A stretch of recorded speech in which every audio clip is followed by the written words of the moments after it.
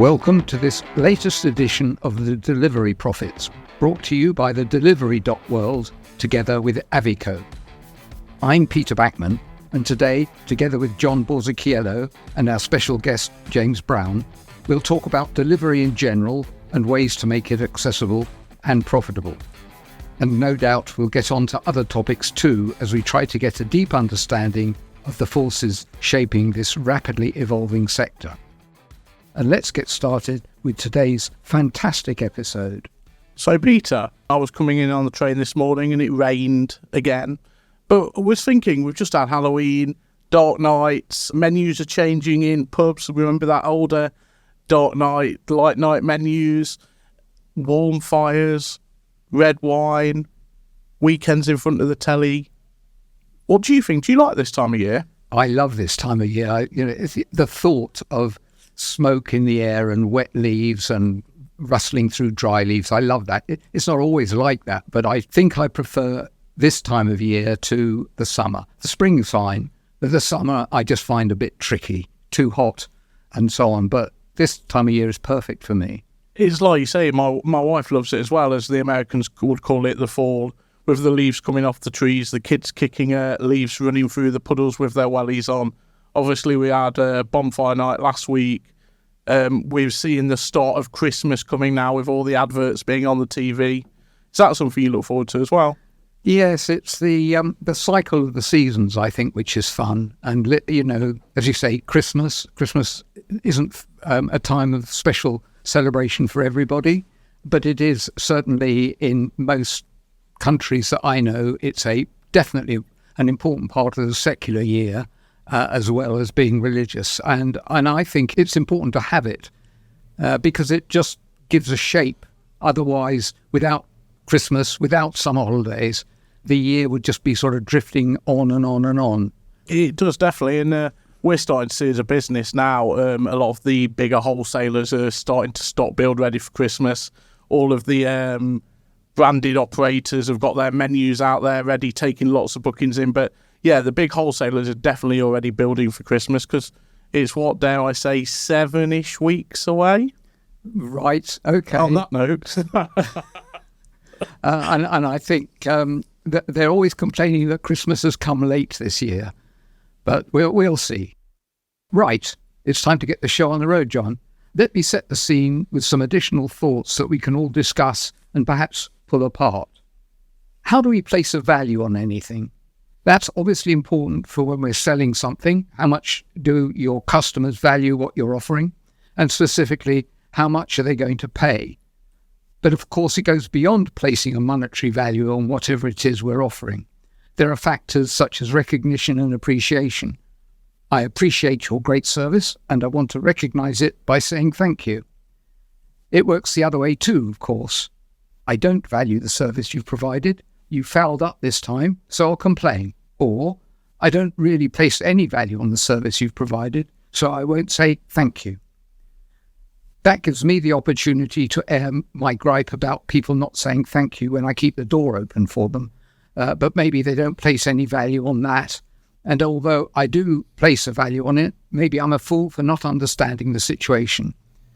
But that's not what I want to talk about here. An issue, as I see it, is the linkage between saying, thank you, I appreciate what you've done, and the very act of paying for it. It's less a strain on the pocket to just say thank you, but maybe it's easier paying for it rather than acknowledging the service in words. Go one way and the person providing the service is impoverished, but has a warm glow of appreciation. Go the other way and the person feels richer, but unappreciated. We should, of course, do both. Pay and say thank you. And if we're really feeling spiritually generous, we can add to the thank you with something along the lines of, your service was great, just what I needed, and I'll be back. However, all of this hides an issue, and that is the thought that we can, quote, get away, unquote, with not paying or not paying enough, but merely say thank you. Of course, nobody, I assume, sets out to deliberately not pay or not pay enough. But human nature being what it is, it's easy to mislead ourselves over our motivation. All of the above applies especially in the restaurant sector, and for its delivery service component. Because for a variety of reasons, people who are at the front end of providing the service, waiters, delivery riders, bar staff, cloakroom attendants, and those like them, are not paid a lot. So I'll end by saying we should all appreciate the services we receive. We should reward with a thank you, and perhaps also with a tip. What do you think, John? Really interesting, Peter, and I've got 2 points to what you've just said. Firstly, we'll start with the restaurants, and a great tip is there for the quality of service, the quality of food, the night, afternoon, lunch that you've had out. You've enjoyed it with friends. For me, a little gripe is where there is always a service charge put on a bill. I'm someone that gives tips, and I always have, and I think it's been from my parents bringing me up of you tip for good service, but you also say thank you. Nowadays, you see it far too often for my liking personally. On a bill, there's a service charge on there that is always says discretionary, but how many people do give it discretionary or just pay it or ask to be taken off? All good points. And our guest James Brown is particularly well placed to answer that because amongst his range of responsibilities, he was co-founder of TiPJAR, the cashless tipping platform. So he's probably going to have something to say about that. And maybe we can start off with that before we actually get into the delivery sector. But anyway, James is CEO of BrewDog Bars, which is where we're recording today. And we have recorded our previous episodes too in the Waterloo podcast project. And James looks after over 2,400 staff globally. He spends most of his time on the road, so he tells me, traveling between BrewDog's global location of bars and breweries. So that's a job I'm going to apply for. And yeah, as we'll find out, he's passionate about hospitality and people. So welcome, James. So I don't know if there's anything you want to say about tipping at this point before we get on to delivery, because we don't want to take over the whole podcast with that. As I grew up in hospitality, tipping was always on the agenda. My first set of tip, actually, I worked back of house at a chip shop, and I was peeling potatoes. After 2 weeks, I got an envelope. Oh, what's this? It was a £5. 15 years old. I felt like a millionaire, and I'd never given a tip before.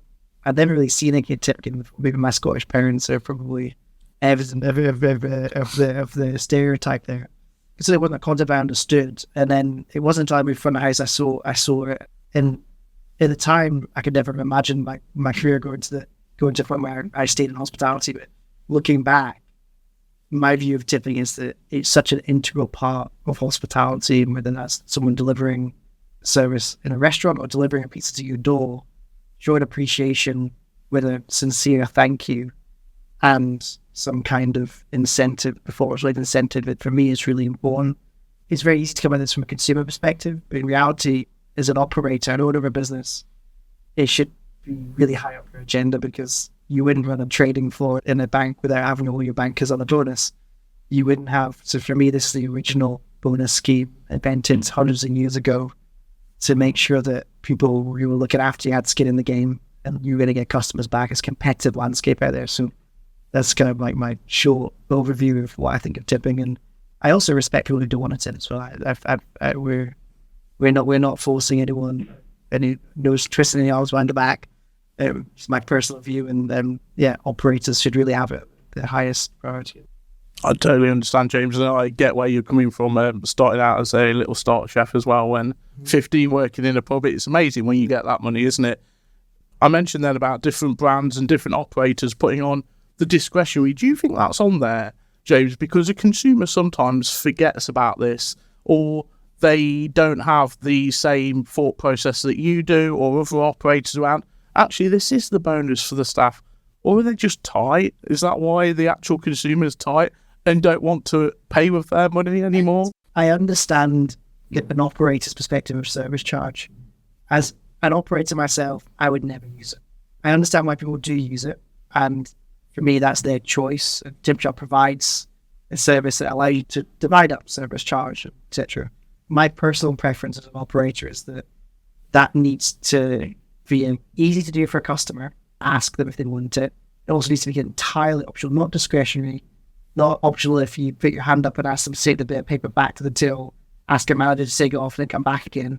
If that's not really discretionary. albeit it is discretionary, but it doesn't feel like that to consumer. And I think there are ups and downs of service charge. The upside is that you probably retain staff for longer, and because you fetch that money if it does go to the staff, which there's new tipping legislation. You know about the new tipping legislation coming out next year, so it's great. It will go to the staff, fantastic. The downside is that there's no connectivity between the individual unit actions of that employee to their pay. So you worked in hospitality, you'll know that you'll probably know the story. I've got a similar one myself. Is that me and all the boys are working on the bar, which is working a cocktail bar, and we wanted to go on afterwards. We finished at 1 a.m. We could get the doorman and the club down the road would get us in for free. We needed spending money.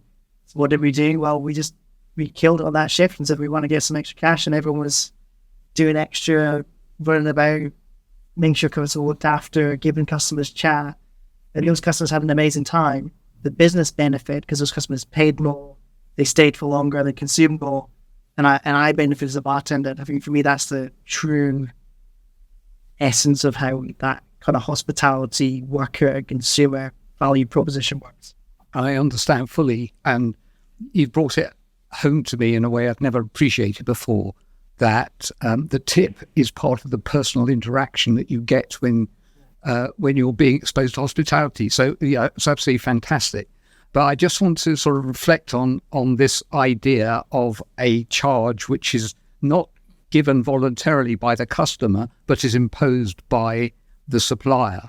And in the delivery sector, of course, we're seeing this more and more, where you choose your product for £15, but by the time this charge and that charge and the service charge and the delivery charge and all of that's been added on, you could be paying 70% on top of that. So it doesn't always work in delivery in the way that it should. So that's by way of sort of introducing delivery, putting it centre stage into our discussion today. And if I could just ask you, James, how you first experienced delivery and sort of what it meant to you at the time. Really early on in my career, I worked in a chip shop, so the real essence of old school delivery was that you just have a phone next to the wall, and some businesses still operate this. There's no technology, right? The best Indian restaurant near my house still offers this. I really wanted to get an app because like a couple of Christmases ago, I had to phone like 190 times to get through it. But that's how I first had delivery, and I worked at a chip shop, and they did delivery occasionally, particularly weekends. And I had a bike, so I used to get a couple of quid, especially when people paid in cash at their door, right? Because it was knowing people as a local community, it would be keep the change, and that was the incentive for me to pedal a bit faster and make sure that chips got there nice and warm. And occasionally I have to pedal back really fast because we've forgotten something. I always say that one of the problems with delivery is that it uses humans and they're inefficient. Yeah. And that means you have to allow for all of those things. And the technology is supposed to bridge the gap between the consumer, the operator, and what's meant to happen. But how does delivery sort of work for BrewDog? First interaction with delivery and BrewDog was probably aggregated delivery, signing up to delivery. Probably when I started roughly 8 years ago, there was still relatively new concept to be on an aggregator, and there were still new businesses. So in terms of how it works, we're a global business. We've got 129 locations around the world, and we interact with pretty much all the names you could imagine on that list, and occasionally even smaller local people. As for example, in St Andrews, I'm not sure if we're still using them. There's a local eco-driven, literally just for St Andrews, and it was an app, and also that worked. Sometimes there's taxi companies that do it, but in reality, the main players are the main players. So we interact with Uber Eats, get this right, Lieferando in Germany, Just Eat in the UK, obviously connected, and then even Postmates and Grubhub, etc. US business as well. So. Do you find conceptually that they're all very similar, or are they? I'm not asking you to go into the differences between one and the other, but do they all basically work in the same way? Yeah, I'd say conceptually very similar, and actually quite similar user interfaces. The team, similar economic model, and it's that economic model which so many businesses are struggling with at the minute as rest of cost pressures go up. And I was really early on, the argument of paying for the chef anyway. the stock sitting in the fridge, that it's all just additional revenue. That's been challenged recently, and I think that various different platforms have reacted in different fashions, trying to ease that pain. But when energy bills gone up and dropping fries in the fryer cost you a bit more than it did before, packaging, these things are challenging, I think. But it's been quite hard for me to address that in my own business, because I was such a passionate advocate of delivery in my own business, and the benefit it added to go back and look at that. Also, as well, James, I seen on the way in that you do takeout, which is really cool idea. So train beers, that sort of business for you here at the big Waterloo site. But also, I've seen it in other BrewDog sites where you have the double fridges. Do you find that? Yes, it isn't delivery; it's a takeaway. But takeaway, delivery, they're hand in hand. Is that beneficial to BrewDog? Maybe you'll notice when I go into BrewDog, when you see a kind of corner next to the bar, sometimes near the door, we like to have these fridges, like old deli fridges, where you see them at Tesco, etc., where you can touch and feel the product. Buying craft beer, either on an app or online, is not a very rewarding, enriching experience, because a lot of what craft beer is about is the touch and feel of the bottle and the can, the label on the bottle and the can. Sometimes just the funny descriptions of the brewers and the creative brains have put that beer together have been in embossing on the label that's look and feel, and also there's just so much choice that actually sometimes taking a moment in real life and picking up a can, turning it around, looking at what it's going to taste like, seeing what else is available is actually a really nice way, a nice kind of enriching experience to buy beer. So for us, it's a really valuable thing. It's not just about revenue for us, it's about, and you'll see that our fridges for train beers, and this, what we call them train beers, whenever we've got a site or train station, we call it train beers. For the rest of it, we just call it beer to go. That it's just really important that we don't just stock our own beers. We also love to stock other great craft breweries and independent breweries from around the world where they make incredible beer that we love. And you can experience that. So really, if you're going to go on a journey of discovering a beer, go to those fridges and our bars and talk to our team members about that, and then talk to you about their favourite one and why, and that's come from the story behind that brewery and that liquid. We're so grateful for all of you out there who tune in regularly for this podcast. Without you, we're just a bunch of guys and gals talking to each other in a recording studio. If you're enjoying the show, please consider supporting us by leaving a 5-star rating on Spotify, Apple Podcasts, or Google Podcasts. Your ratings and reviews mean the world to us and help more people discover our content. Plus, it's the best way to show your appreciation for the hard work the Delivery.World team, the Avigo team, and our fabulous guests put into each and every episode. So go ahead, hit that 5-star button. Full instructions in the show notes. Talking about the way that you touch the bottle, you hold the can, and all of that's important, brings to mind an earlier point you made about hospitality being a very personal situation, and that may get lost in delivery. But when you're delivering a bottle, you're still touching it, whether it's at home or in the bar. So in a sense, it's the same or very similar experience, which you don't necessarily get when you're serving food, because that comes out of a plastic container or a cardboard container. So it's different. I had a delivery last night. It was to shame, and the packaging is fantastic. It feels almost like an unboxing moment for a product. And so you're right, but there's probably some examples out there where people have really got it right, and they're going to have repeat customers who value that experience, and probably bridges that gap between what you would get at a restaurant and get at home. It's never going to be the same. It's not, but you can still have a really high quality delivery product on that process. And then there's tons of other examples. This was one I was like, because I'm a massive fan of their business, all their products. There are a ton of high-end versions of these things going on across the city, but also accessible versions have just nailed that packaging. Wagamama would be another one who anything they seem to be brilliant at.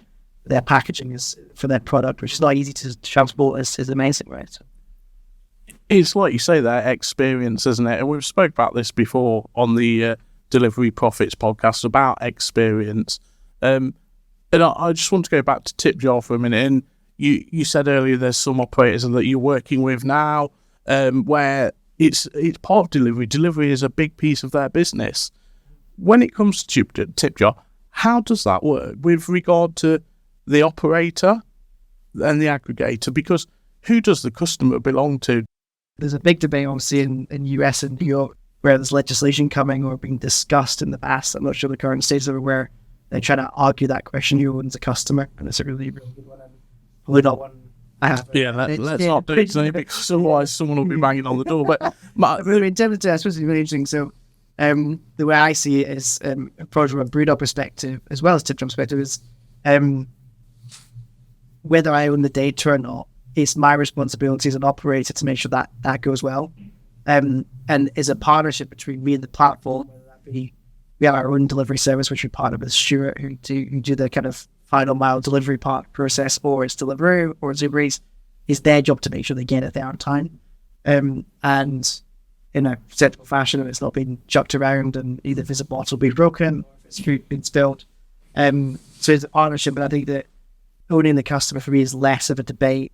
I just want to stand up and understand my responsibility is to get that food hot, to spec, in a great package that stands the test of time.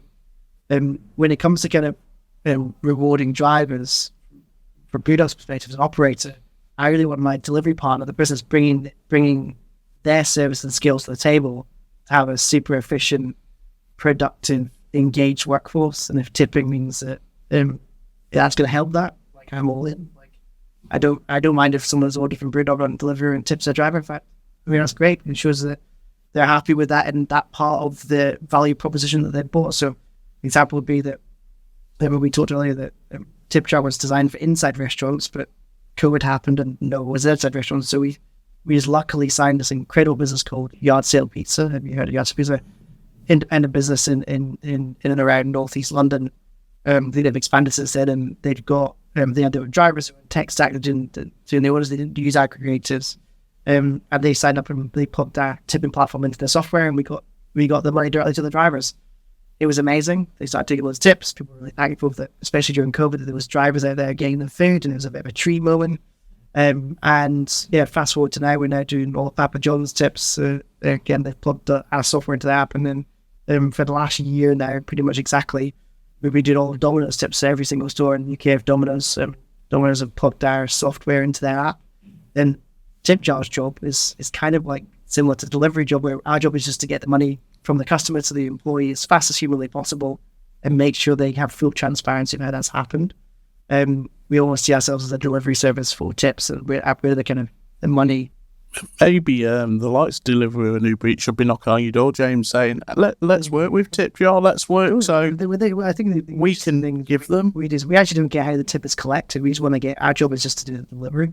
So we're effectively, our vision for the product really was like Monzo for tipping.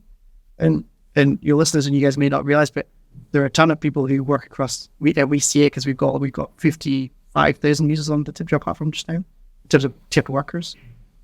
They use the system daily, and they work across a number of different restaurants and different brands, and some of them deliver at weekends and some of them work in restaurants. So there's an amazing connectivity. So it doesn't matter where we have one app, one login for all those people.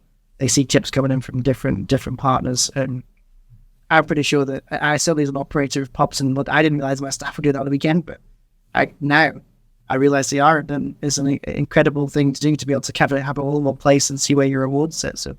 And go back to your kind of point at the start, we remember these people are getting paid minimum wage during a kind of cost of living crisis, where it doesn't matter how well off you are, you felt your mortgage going up, you felt your energy bill going up. It's tough out there. So where staff can be rewarded and earn some extra money at the same time, for me, it all boils down to the fact that we are talking about an industry where people are what it's about.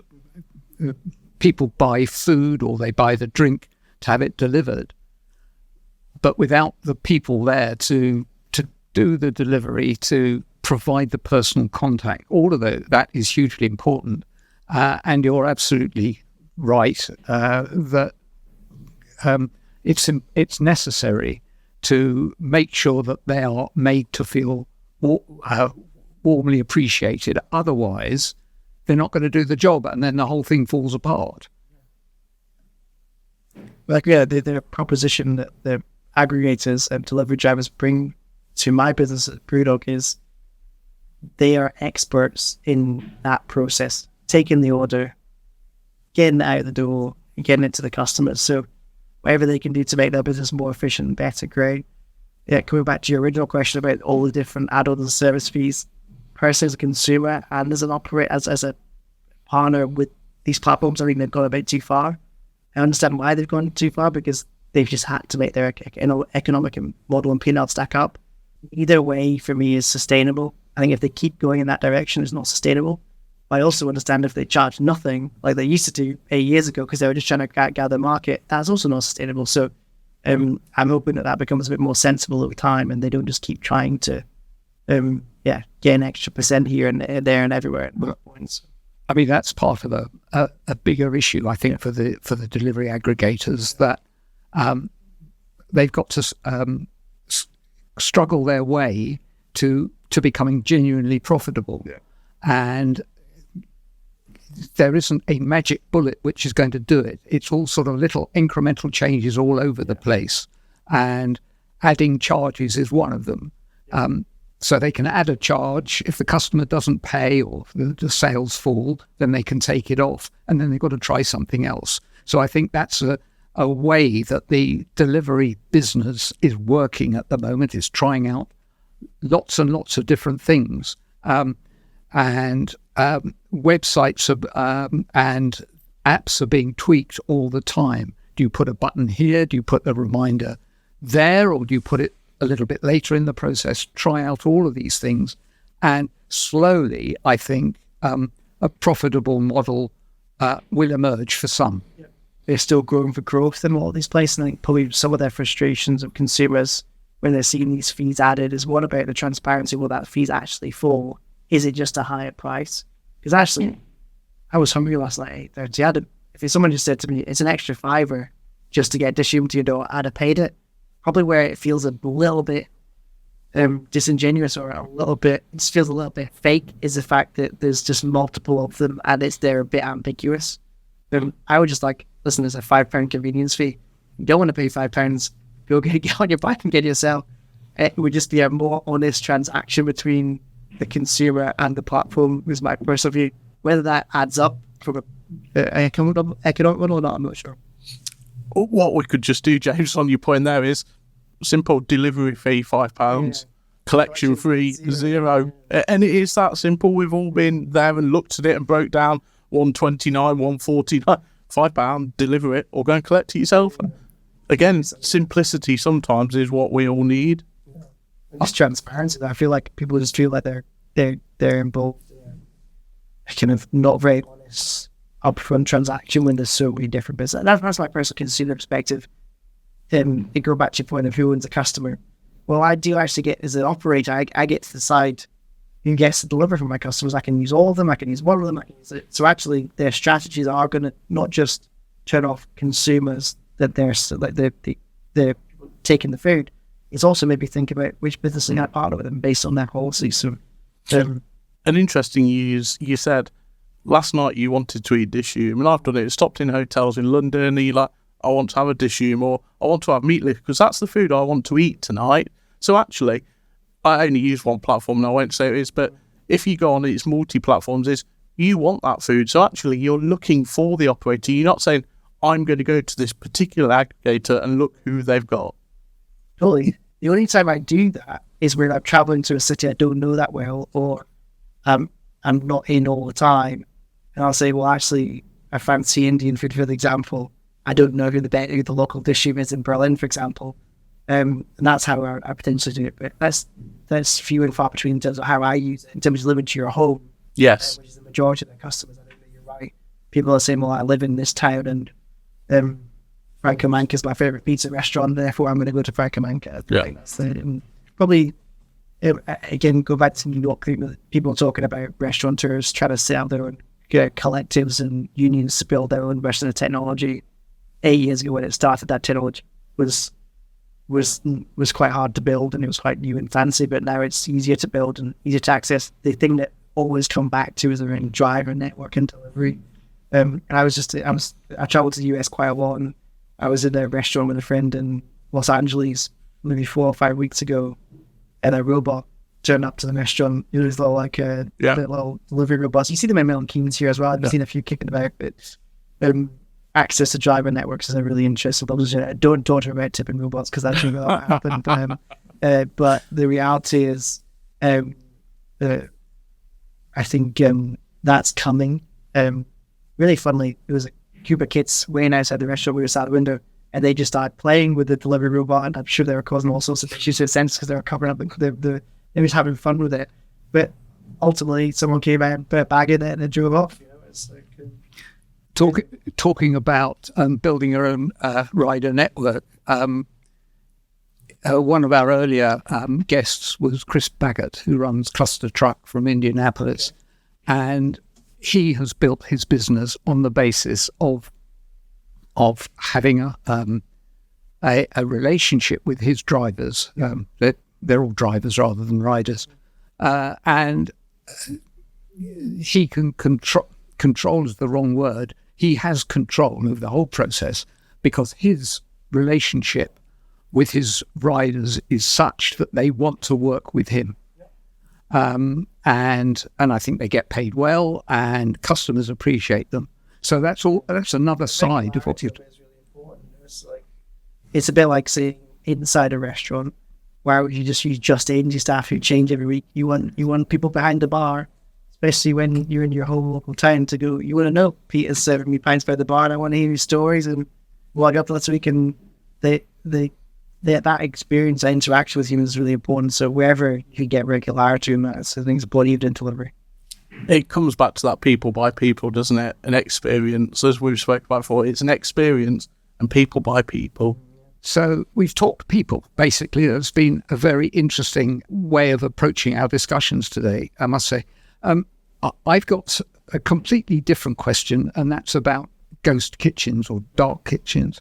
I know that BrewDog used to run them. I don't know if you still do. I could ask why. You may want to tell me. The cost of packaging, and I was the world's biggest advocate, and they're the one that would go on LinkedIn and share that. Aggregators I really believed in that you employ the chef. The issue is that on a unit by unit basis, I couldn't prove to my team, we were realists and looking at the numbers and weren't just probably drinking the Kool-Aid like I was, that I could make that work.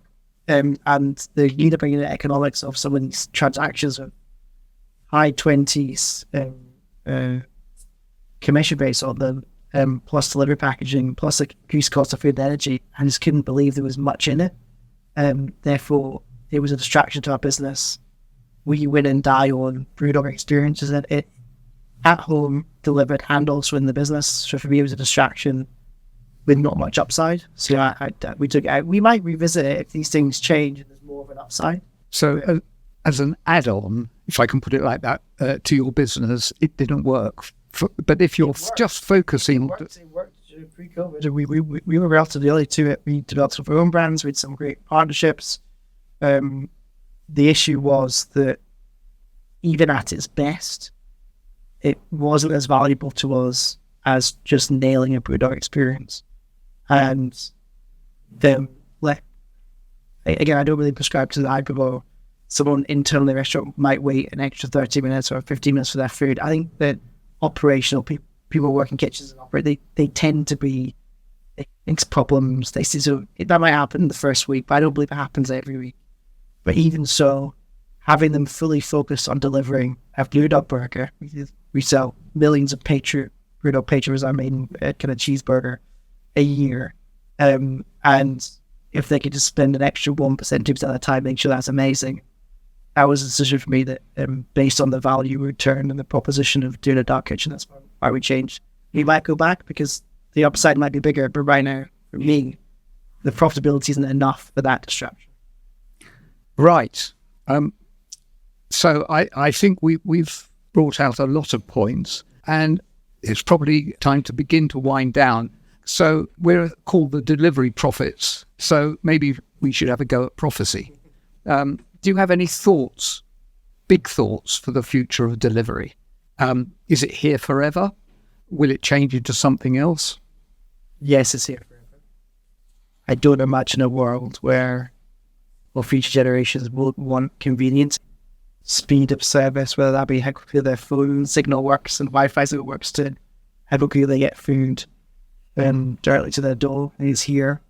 I think we've probably talked about some of my points around prophecy. I think you're going to see increasing lobbying and union pressure in the US around who owns the data. And I wouldn't want to own the business that did delivery platform in the US. In that market, it's going to be really quite difficult. The US particularly will probably lead that charge. And then Europe might catch up, is my view. And then my next one is just, I think they're going to automate delivery in hyper suburban locations. I can't quite see the way drones work, to be honest. I don't believe in the hype there, but I do see these little gun car, remote control car things that pop around. I've seen them being used and I've seen them successful. It's really easy when these things happen and people talk about the future to laugh about it and say, oh, my friend I was with when we were having dinner when we saw it, there's loads of stories about people picking up the robot and smashing it and stealing the food inside. And that might happen, but in reality, like anything, that'll happen a small percentage of the time.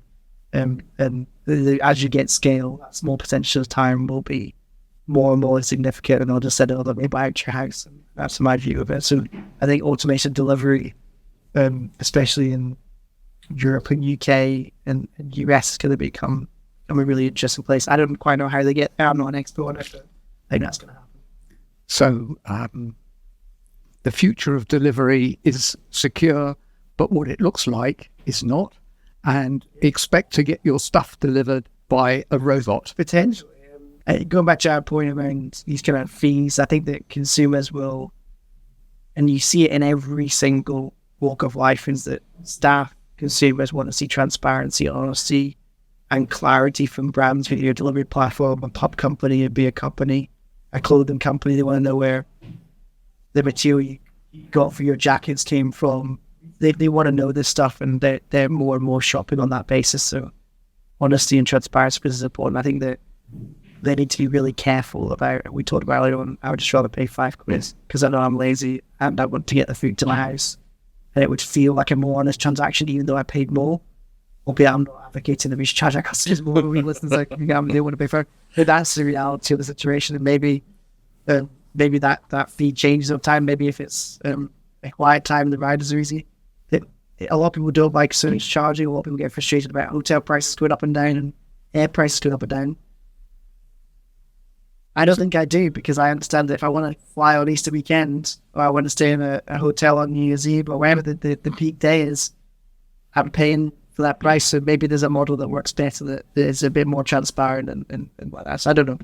Good. And if anybody wants to contact you, how can they do that? I'm on LinkedIn, that it's fine to type in James BrewDog, you can get me, and or on Twitter, it's at BrewDogJB. That's great. Thank you very much. So a big thank you to James for taking time out of your busy schedule to join us today, and all the very best.